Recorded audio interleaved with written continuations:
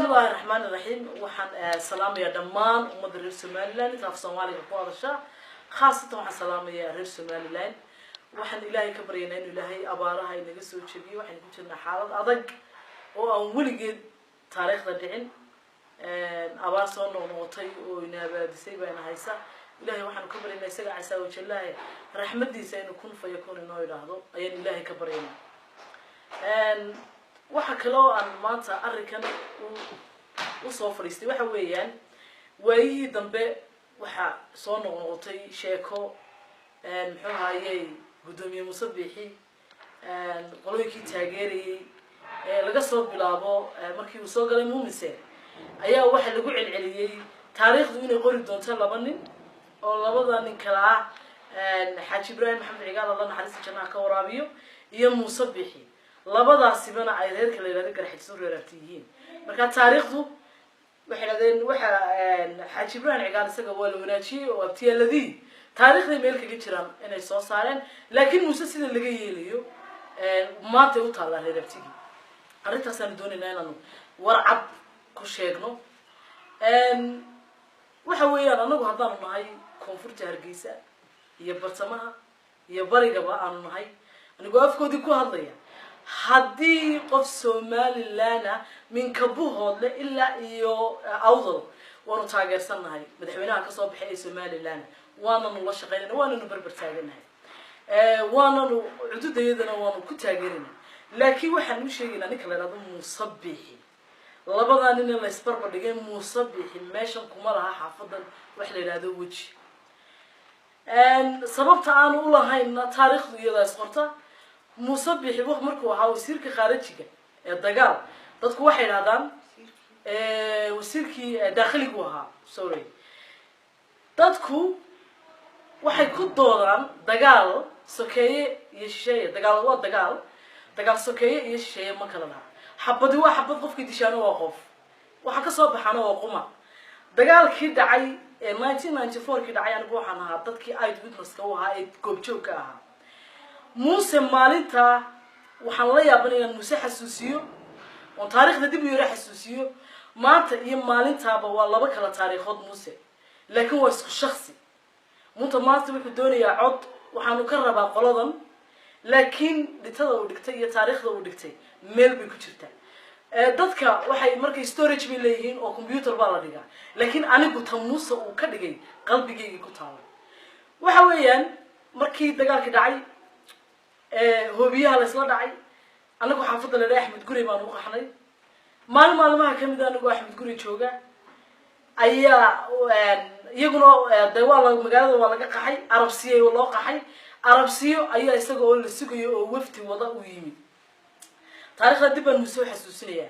maalinta uu Arabsiyo yimi nasiib wanaag anigu waan joogay waxaan raacay muxuu ahaayay gabadhii habaryara oo Arabsiyo tagaysa raacay maalinta markuu Arabsiyo joogay khudbad dheer buu ka jeediyay Muuse oo ah khudbad dagaal ku abaabulayo oo gubaaba ah Muuse taariikhda uu garanaya qof kasta oo maalintii Arabsiyo joogina uu garanaya Muuse wuxuu tiriyay gabay buu ka tiriyay meesha laba gabay buu ka tiriyay iyadoo caleemo qoyin lagu soo dhaweeyay oo laba safsaal loo taagay khayriyada Arabsiyo ku taala halkaas uu ka khudbadiyay Muuse waxaan u soo taagnaa dadkii calaamada lulayay markuu gabayga tiriyay inay qaar dajiyeen meeshii ka soo jeedeen laakiin garan maayo Muuse wuxuu yiri isagoo oo gubaabo dagaal wada ayaa gabayga wuxuu yiri gabay buu tiriyay wuxuu yiri reer kale la ciida galay maalintii sultaankii sultaan Cabdulqaadir inuu haaban u malanaya sultaanku yiri la caleema saaray in 1940 something ay taariikhdana afartan wax buu dheerisay ay ahayd ayuu gabay tiriyay wuxuu yiri maalinta waxay ciida galay ka tiriyeen magaalada Hargeysa gabaya waxay yiraahdeen buu yiri habaryonista eeg erigaabata joogta cududii garxajis haddii caawa midooday oo boqor caadili joogo cidna loo turi maayo inta kale isaga aad garanayo ku dari doona cidna loo turi maayo bay yiraahdeen dabeetana haddana gabay kale uu tiriyay oo Cabdigaahir dadka meesha joogana uu gubaabinay wuxuu yiri Cabdigaahir wuxuu yiri qasanin qada haysta waa inuu ka qaadayo qasnadaha raatiya wuxuu ba ka soo qubanay موسى وحيد maalinta wuxuu haystay cabdigahay lacag inay ka soo qubanaysa qisnada maanta qumac baa ka soo qubanay rasaas baa ka soo qubanaysa hub baa ka soo qubanay dadkiiba kullee soo maaha uu guubaabinay rasaas baa ka soo quban doonta waa soo qumac kama soo baxayo waa soo rasaas ka soo bixi mayso waraga in iska celino war miyeen hore yaacna war taariikhda si dagaalamay buu doonayay dalkayna ka saaraan guubaabo waaba abtii xitaa ismaad oranahay maalinta markuu dagaalka guubaabinay waaba la ehliyad islaam dhiig islaam baa ugu yeelay wallahi inaan suuranay waan iga dhaartay inaan suuranay markii dagaalkiyaas Muuse ehl bayhiin oo dhiig islaam bay sugeen hadaba Muuse oo taariikhdu way qoran tahay waanay taala amba computer ku jirto ama maskaxaha ayaga ku jirtay way taala laakiin waxaan ku sheegay hadii aad taariikhda madow bilaadanka wadamada caalamka dagaalada ka qayb galay intay guuraan ayay magacoodana bedelaan laakiin waa Afrikada iska indha adago shalay inta ku dishay maanta codku weydiinta laakiin anagu codku uma hayno ayaan anigu ku sheegaynaa haddaanu nahay qoladaas koonfurta iyo bariga iyo bartamaha habar yar anagu codku uma hayno hal qodob baan laakiin ku xasuusinaya habarin abti kama wanaagsana ninka Faysal la yiraahdo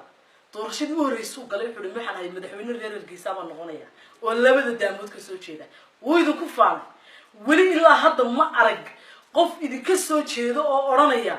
Faysal aynu codsiina abteenunne inaan ina kama wanaagsana Faysalna in badan waliba Faysal nabadgelyadu ka shaqeeyay markii dagaalkaasi dhacay wuxuu ahaa nimankii calanka cad lulay wuxuu ahaa nimankii qaaxa noogu yiminay nimankii nabadgelyada ka shaqeynay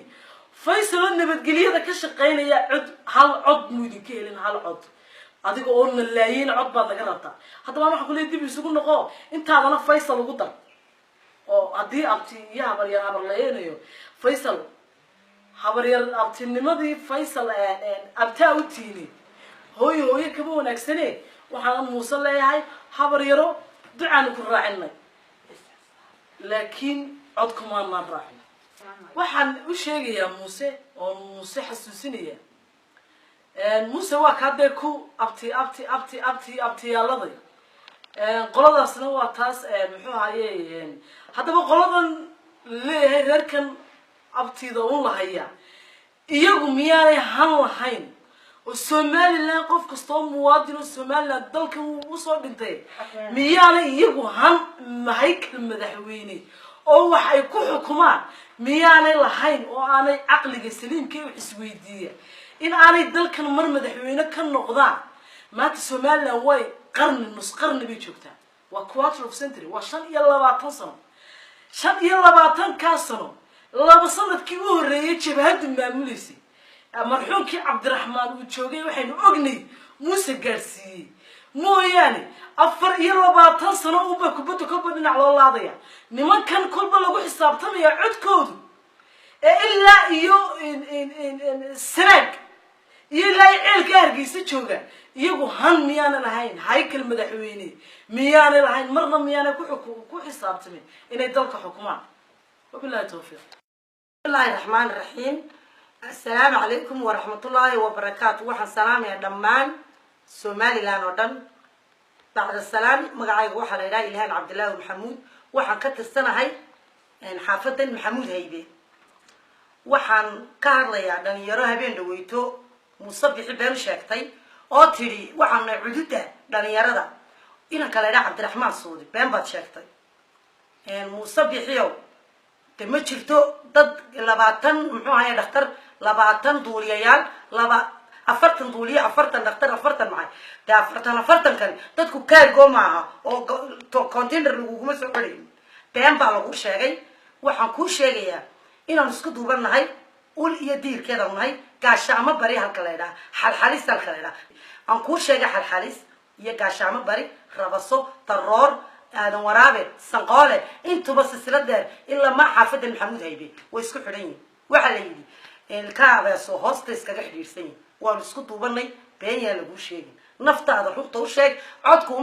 kuma hayno hadaalin wax sheegaya Cabdiraxmaan Suudi inuu yiri waxaan hayaa garabkii haweenka garabkii haweenka ana ila adeerkii oo ah ina ka ismaana narag in la isribeeyana waa madnuuc waxa Faysal Muuse ku sheegay inuu reer caruurtii yahay inankani oonu qamaamurtaydii waaweynad ahayn shalayna waaban aroosnoo qaysaantii waa ku hor xidhan ha naga lugoy caruuraha been ha u sheegin naftaada run sheeg taariikhdaadiina dib u raac inaanad cod ka helaynin maxamuud haybe asalaamu calaykum waraxmatullahi wabarakatu bismillahi raxmaan raxiim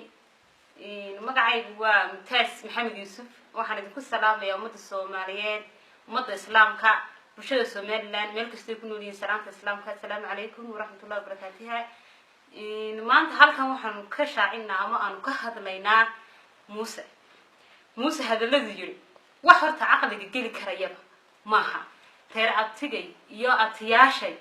waxaanu leenahay muuse qof walba wixii uu beertay ayuunbuu goostaa abtiyaasha haddaad maanta cod uga fadhidid inaad ti horaad u beeran lahayd horaad maxay heeday aad u soo jiidan lahayd waxaan kuu sheegayaa maanta anigoo ku hadlayo magaca xaqiiq raadinta oo guddoomiyaha xaqiiq raadintuna uu halkan taariikh dheer ka jeediyey oon aniguna ahay guddoomiye ku-xigeenka xaqiiq raadinta xaqiiqada weyneed baabanu haynaa musabatayo waaba tula la yaababa iska daa cid cod abtiyaasha iyo cod lagugu riday bulshada somaliland maanta way soo jeeda indhahay kala haysa waxa loo qabtay de way arkaa waxa dalkooda lagu taray way arkaa soo dadkii bulshadii way baraarugtay dalkii iyo dadkiiba laxjecel ay ka qabaan dalkooda waxay rabaan hoggaan daacada dadnimo leh dadkooda u tula dalkoodana u tula dalka loo soo dhintay ee loo soo maxay heeday xabaal loo galay ee loo curiyaan ee cidibada war ka hayn dadka ayay rabaan inay dadkooda daacad ugu shaqeeyaan haddaba muuse mid baan ku sheegay waa la iska daa abtiyaashaaye ilmaha yar ee 2 jirka abaa maanta cod ku guriday on cod aan maxay kuubahay islaamka 100 jirka aan cod ku mahayso tay waxa ku leeyahay hankaaga been baad u sheegtay inaati iska laalaabo oo naftaada run sheeg cod kuma hayaan reer abtiga iska badaayo bulshada Soomaaliland baan codba ku hayay wassalaamu calaykum